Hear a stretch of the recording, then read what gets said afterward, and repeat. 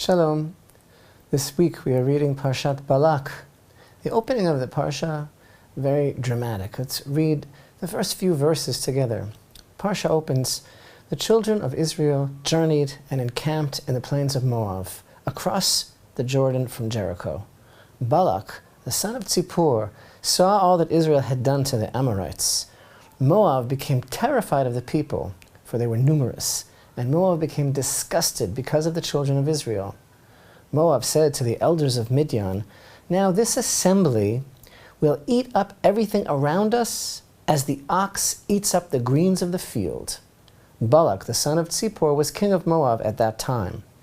He sent messengers to Bilam, the son of Beor, to Petor, which is by the river of the land of his people, to call for him, saying, "A people has come out of Egypt, and behold, they have covered the eye of the land, and they sit opposite me.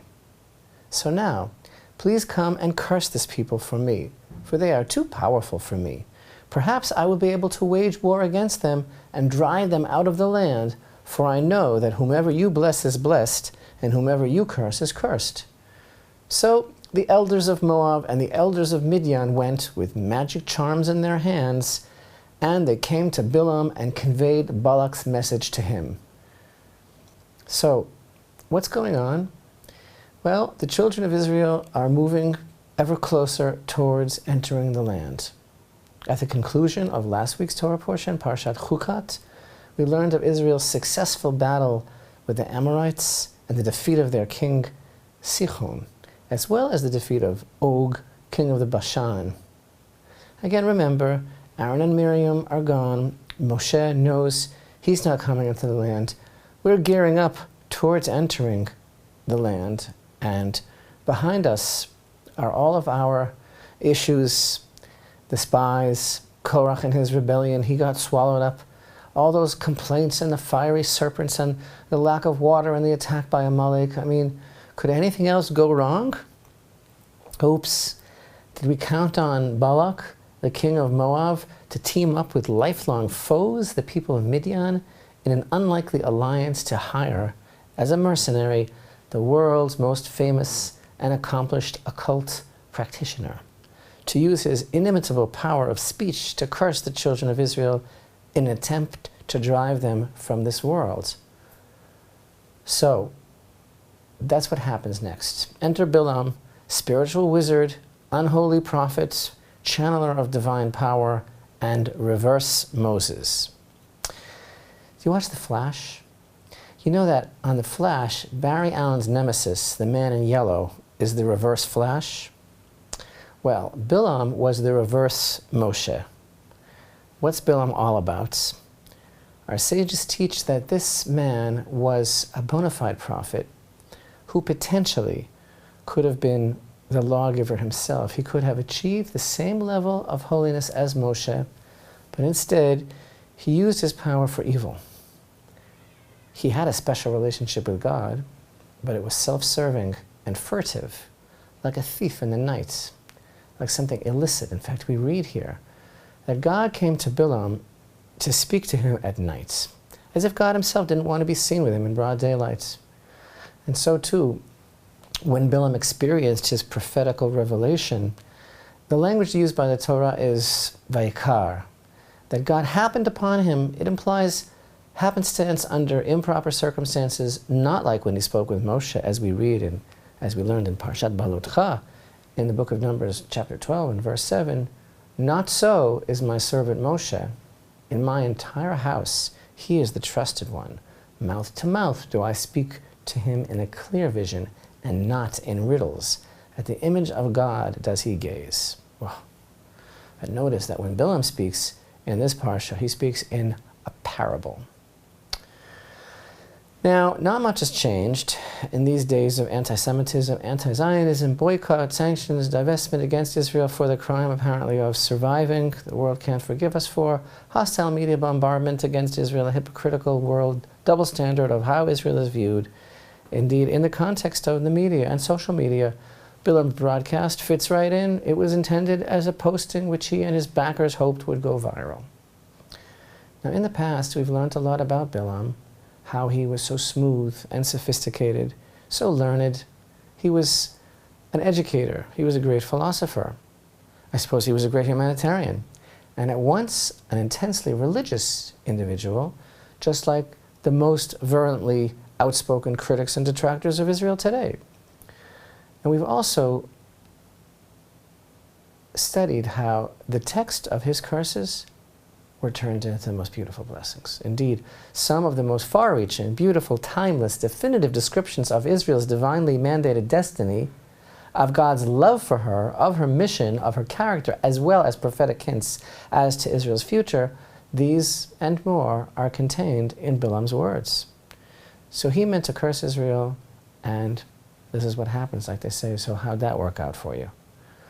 But what I would really like to understand is why these two powerful nations, Moab and Midian, who were actually sworn foes, why were they so concerned about the changing Middle East demographics with the arrival of the people of Israel that, as we read, they became very frightened and they were disgusted.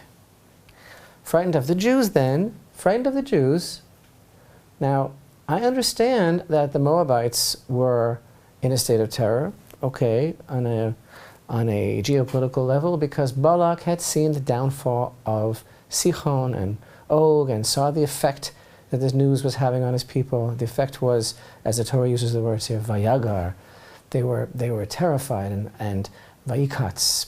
They were disgusted. They were seized with such fear that all feeling of security was lost. They felt they were strangers in their own land, as if the very ground was cut off from under their feet. Mipnei ha'am ki ravhu, because the nation of Israel was many, was mighty, different possibilities for interpreting these words. They showed themselves to be so overwhelmingly mighty, not numerous. Who ever heard of a people, within another nation, the people of Israel having been within Egypt, that had no political or social identity, as it were, infrastructure, suddenly emerging as an independent unit? And what did Balak say? He said, this kahal, this assembly, will lick up our entire surroundings. He didn't say this am, this nation. He said this kahal, because they're not exactly a nation, he's saying. I don't know what they are. They have no country. But something is holding them together. And they began to understand that something must be going on here with this people of Israel. But what was the cause of their terror? Was it really just a changing shift in demographics? Was it about power? Was it about numbers? Was it about a geopolitical situation?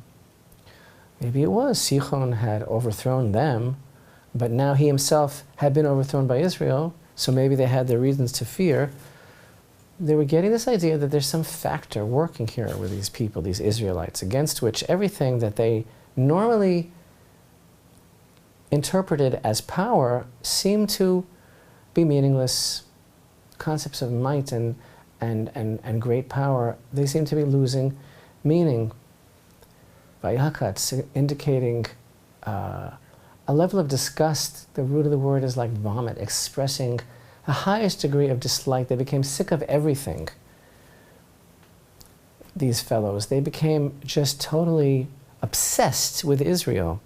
They became so disgusted with their own lives that everything had become distasteful to them, repulsive, despicable, at the thought of the presence of the children of Israel. Like Haman said, if you recall, it's amazing, in the book of Esther, in chapter 5, in verse 13, after he had been catapulted to fame by the king, he had been promoted, and he had everything going for him.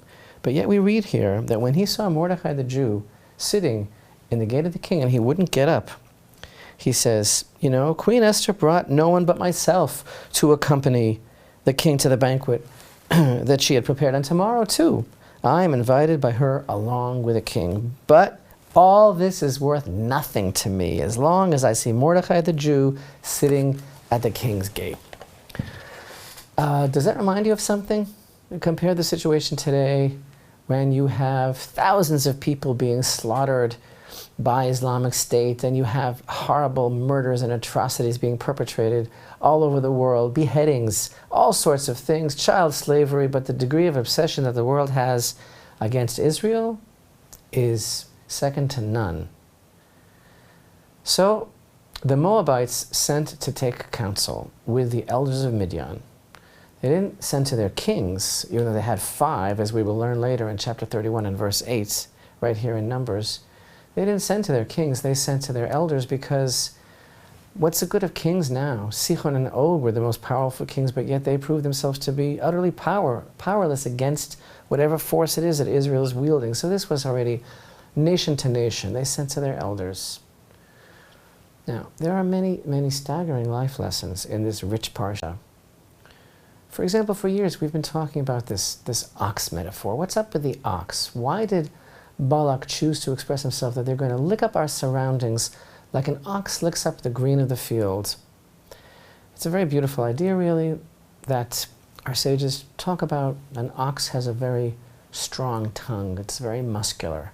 And when it licks up grass, it actually uproots the grass. It actually tears it up by the roots. And so he was saying that this people now, this people that came out of Egypt, they're going to lick up their entire surroundings, meaning us, like an ox licks up the green, meaning they're going to tear it up by the roots, meaning that Israel's task in this world is to uproot everything that Balak and Bilam and Moav and Midian stand for, which is idolatry, which is the pagan mindset that obscures the presence of God in the world and actually challenges it and seeks to destroy it. Israel's job is to uproot all of that.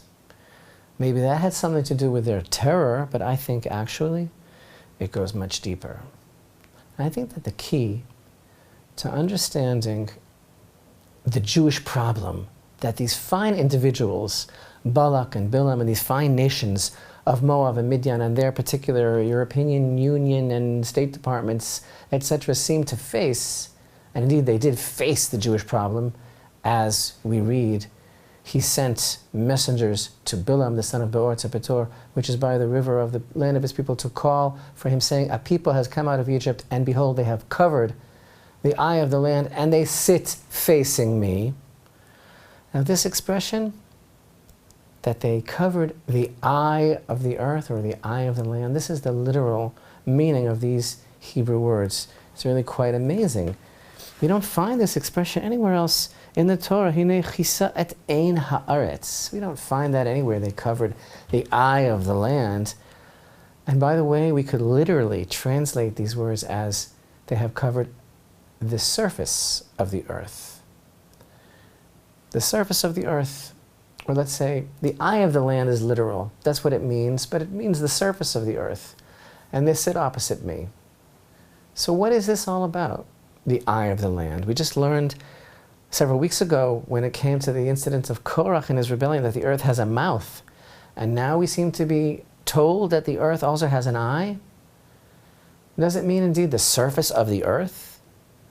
Were the people of Israel that numerous when they came out of Egypt and traveled through the desert and faced Balak, that they were just taking up so much space that all you could see for miles and miles were Jews?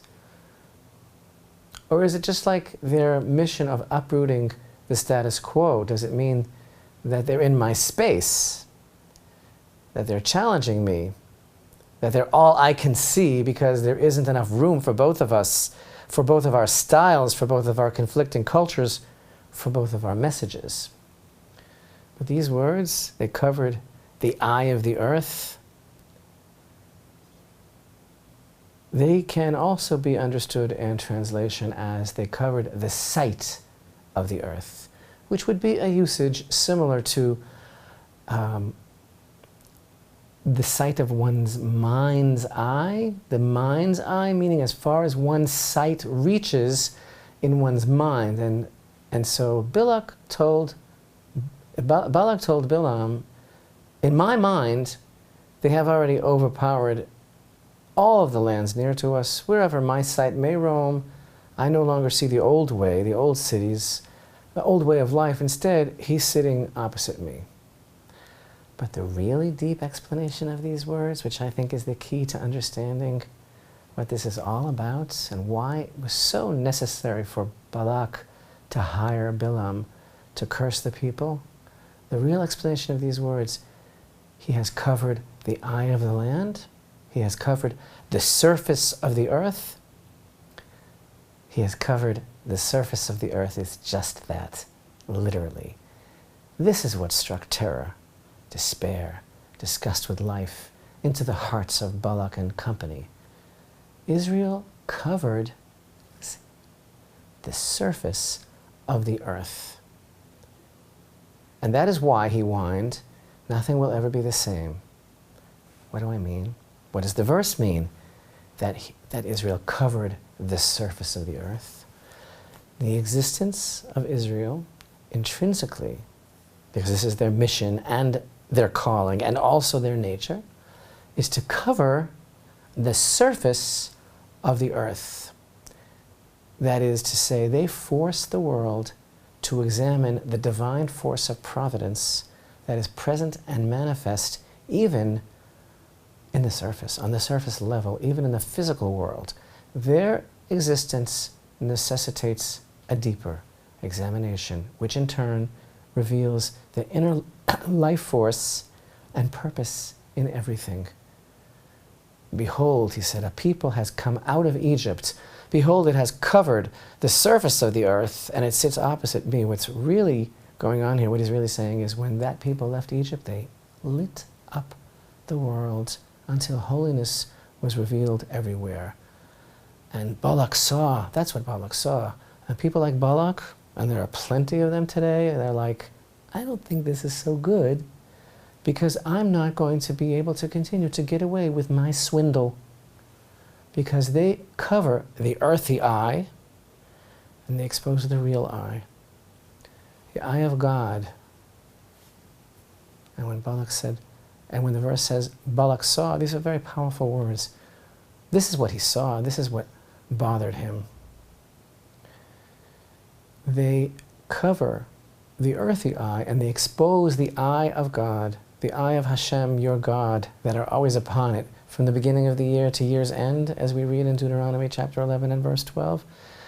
This is what they expose, the eye of God, cutting through the sham and the swindle. And it's unsettling to have to think about that, to have to acknowledge that, to have to thank him, to have to contend with, admit to, and be subservient to God. And that is what Israel reminds people of. And that is the honest truth of what was happening in Parashat Balak and what is happening today.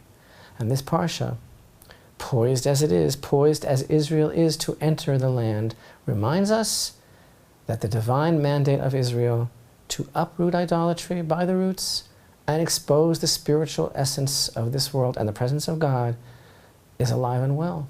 Or, in the beautiful words of Bilam's curse, and thank you very much for that, Bilam, Hashem, his God, is with him, and the friendship of the king is in him.